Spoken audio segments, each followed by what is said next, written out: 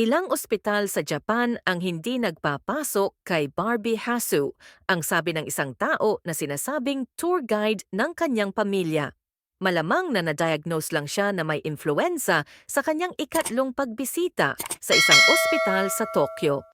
Ayon sa isang malawak na kumakalat na kwento na iniulat ng Taiwanese media, kabilang ang Next Apple at ET Today, isang tao na sinasabing tour guide na tumanggap sa pamilya ni Eitsu ay nagsabi na ang yumaong bituin ay nagpakita ng mga sintomas ng ubo at hika noong Enero 29.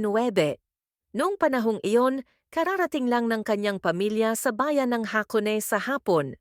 Si Su, na kilala rin bilang Big S, ay hindi umalis sa hotel noong Enero 30 at 31 upang magpagaling.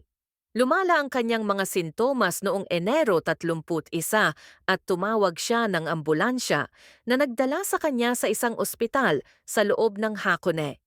Ngunit hindi umano natukoy ng doktor ang sanhi ng kanyang karamdaman at ang 48 taong gulang ay bumalik sa kanyang hotel noong gabing iyon. Pagkatapos ay sinamahan siya ng kanyang pamilya sa isang maliit na ospital sa Tokyo para sa paggamot noong Pebrero. Ito ay tila ang kanyang pangalawang pagbisita sa ospital. Gayunpaman, ang maliit na ospital ay naiulat na hindi nakapagbigay sa kanya ng diagnosis at nirefer siya sa isang mas malaking ospital.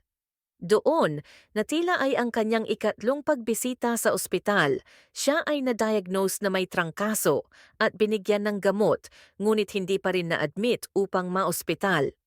Ang kanyang kalagayan ay lumala ng gabing iyon at ang kanyang pamilya ay tumawag ng ambulansya upang dalhin siya muli sa ospital. Gayunpaman, idineklara siyang patay noong 7:00 ng umaga noong Pebrero 2. Ilang